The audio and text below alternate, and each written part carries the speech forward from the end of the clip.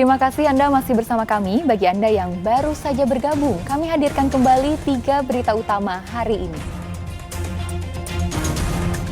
Selepas Lebaran, harga sejumlah bahan pokok di pasar tradisional Kota Semarang masih tinggi.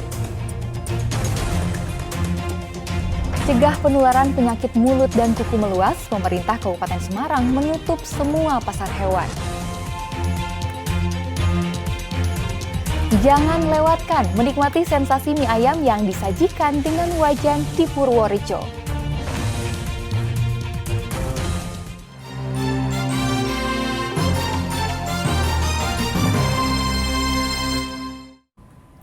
Kita ke informasi selanjutnya. Pemerintah Kabupaten Semarang menutup seluruh pasar hewan di Kabupaten Semarang sejak 22 Mei hingga 6 Juni 2022 guna mencegah penularan penyakit mulut dan kuku atau PMK semakin meluas. Pasar hewan Ambarawa Kabupaten Semarang pada Minggu pagi tampak sepi. Pemerintah Kabupaten Semarang menutup seluruh pasar hewan di Kabupaten Semarang sejak 22 Mei hingga 6 Juni 2022 guna mencegah penularan penyakit mulut dan kuku atau PMK yang semakin meluas. Jumlah kasus PMK terus bertambah mencapai 29 ekor. Meliputi 28 sapi dan 1 domba. Selain menutup pasar hewan, tim Dinas Pertanian, Perikanan, dan Pangan Kabupaten Semarang juga turun ke kandang melakukan pemeriksaan serta penyembuhan hewan yang terjangkit PMK.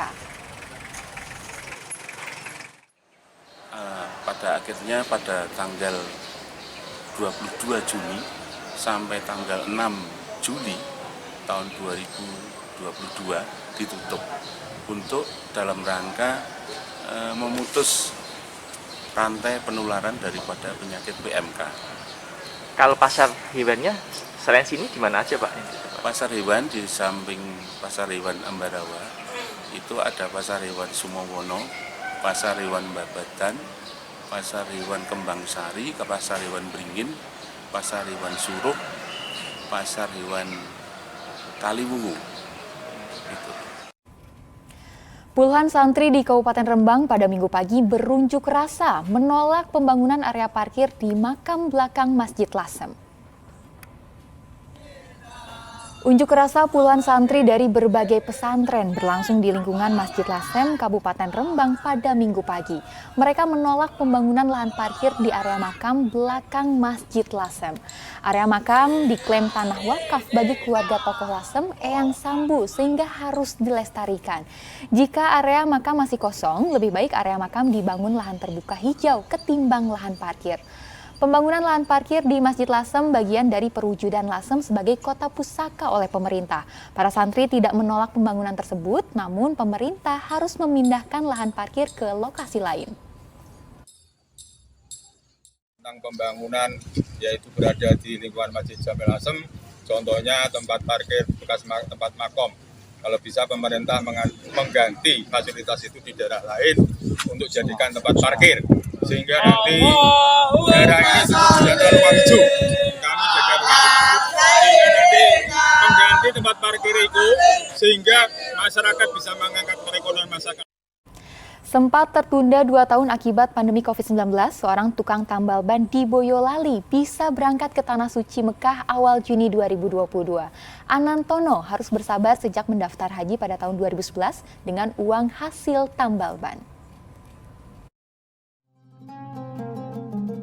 Rasa syukur bahagia terpancar dari wajah Anantono, anak ragil, begitu mengetahui bisa menunaikan ibadah haji pada awal Juni 2022. Niat warga Dukuh Kembang Sari, Kecamatan Teras, Kabupaten Boyolali ini sempat tertunda 2 tahun akibat pandemi COVID-19. Awalnya Anantono dijadwalkan ke Tanah Suci pada 2020, namun pemerintah membatalkan haji seiring meningkatnya kasus COVID-19. Pada tahun ini, hanya 15 orang termasuk Anantono yang berangkat haji dari 60 warga Kecamatan Teras. Pemerintah membatasi usia calon jemaah haji. Sehari-hari Anantono bekerja sebagai tukang tambal ban sejak tahun 1998. Awalnya Anantono bekerja di Pelabuhan Merak, Banten. Lantaran ingin pulang kampung, Anantono membuka jasa tambal ban di depan Pasar Lebak, Desa Nepen, Kecamatan Teras. Sejak saat itu, uang hasil tambal ban dikumpulkan hingga mendaftar haji pada tahun 2011. Anantono kini siap memenuhi panggilan haji. semua administrasi mulai dari pelunasan, suntik meningitis, hingga vaksin booster sudah terpenuhi. Apalagi usianya menginjak 60 tahun. Sesuai arahan pemerintah, usia haji di bawah 65 tahun. Umur yang dibolehkan untuk berangkat ibadah haji umur 65 tahun ke bawah. Itu alhamdulillah saya kelahiran tahun 62, berarti persis umur saya 60 tahun 2 bulan. Insya Allah saya diizinkan oleh Allah untuk ibadah haji di Masjidil Haram. Anantono bersama 317 calon jemaah haji dari Boyolali akan diberangkatkan ke Asrama Haji Donohudan, Boyolali pada 3 Juni, kemudian diterbangkan ke Mekah, Arab Saudi pada 4 Juni mendatang. Yulianto melaporkan dari Kabupaten Boyolali. Biasanya penyajian mie ayam menggunakan mangkuk, namun bagaimana rasanya menyantap mie ayam yang disajikan dengan wajan di Purworejo? Berikut liputannya. Wah, mantap nih, mie ayam disajikan dengan wajan. Ya, mie ayam di Kecamatan Bayan, Kabupaten Purworejo ini selalu ramai pembeli sejak viral di media sosial. Porsi mie ayam dan daging berlimpah bikin ngiler, apalagi saat lapar. Mau nyobain mie ayam wajan soalnya kan viral di medsos gitu. Kan biasanya kalau di tempat lain kan pakai mangkok gitu mas. Kalau di sini tuh pakai wajan. Itu penasaran aja gimana gitu. Cara pembuatan mie ayam buatan Ahmad Riyadi ini serupa dengan mie pangsit lainnya, yaitu bahan mie serta sayuran dimasak, kemudian dituang ke wajan serta aduk bareng bumbu hingga meresap dan rata, guna menambah kenikmatan campur lauk daging ayam dan bakso. Ayam ada dipakai ceker, pakai bumbu ati, pakai itu bakso, mie ayam ceker, mie ayam kepala, ada toppingnya itu pangsit. Pangsitnya itu habis 15-20, kalau dapat uangnya sekitar 2 juta lebih. Itu per hari? Iya, alhamdulillah ramai. Harga mie ayam wajan cukup terjangkau, mulai dari Rp10.000 hingga Rp17.000 per porsi. Lantaran ramai pengunjung, penjual mie ayam yang buka 6 bulan lalu bisa menggunakan 10 kg hingga 20 kg mie ayam per hari. Mie ayam wajan Ahmad Riyadi bisa menjadi alternatif kuliner pilihan saat wisatawan mengunjungi Purworejo. Selamat mencoba ya. Wahyu Diono melaporkan dari Kabupaten Purworejo.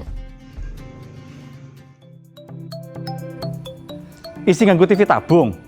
Wes gendang ganti nang digital. Sedelok meneh siaran TV analog alias TV kuno bakal dindekke karo pemerintah. Salah sijine katuju nganggo ningkatke akses internet ning negarane dhewe. Yang dibandingke karo negara liya, ya mestine isi rendet. Alasannya mergo frekuensine isi kanggo sinyal analog. Mulane, ayo podo migrasi ning digital. Akeh lho batine. Sinyalnya ajek, gambar lan suarane bening. Ora ono meneh gambar semut-semut pating kemriyek. Lan iso weruh jadwal tayangan sing iso diatur nurut umur. Awake dhewe ya mesti bakal entuk pepeling yen ono bencana ing sekitar. Piye? Keren toh? Apa kudu bayar? Ya ora lah. Siaran TV digital ora perlu kuota lan ora bayar langganane, alias gratis. Lah masalahnya yen arep nangkep siaran digital ora gur nganggo antena UHF sing wis biasa dienggo. Kudu perlu nganggo tambahan alat sing diarani set-top box. Ben siaran sing ditangkep tambah bening lan kinclong. Ning aja kuwatir. Kominfo bakal weneh STB gratis kanggo masyarakat, nanging kudu nganggo syarat. Sopo ngerti sampean kabeh ento. Nah, piye carane ngerti TV-mu wis digital apa analog? Coba cek neng TV-mu. Ono pilihan DTV utawa tulisan HD ning sebelah channel. Kanggo panjenengan kabeh arep tuku TV, iso takon karo sing dodol. TV-ne wis digital apa urung? Amargi panjenengan kedah mangertos. Ya, informasi tadi mengakhiri jumpa kita hari ini. Atas nama rekan yang bertugas, saya Tia Anissa mengucapkan terima kasih atas kebersamaan Anda. Selamat beraktivitas dan sampai jumpa.